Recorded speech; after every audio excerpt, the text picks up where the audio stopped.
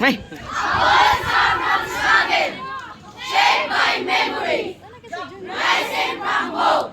I am a Filipino. I am a Filipino. Child of the East, born from the brown earth of my ancestors. Born from the earth of my ancestors. In my veins, run the stories of warriors, the courage of heroes, the dreams of people undefeated. I stand today because they stood before me. Freedom is in my inheritance. It is my right birth, my bread, and my strength.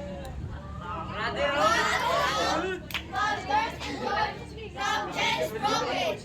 Broken, broken, broken, broken, broken, broken, broken.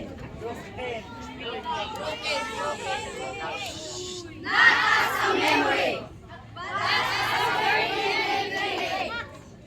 I am a Filipino, bearer of the present, guardian of tomorrow. My duty is clear, to lead my people, to honor and sacrifice, to shape a nation worthy of their dreams.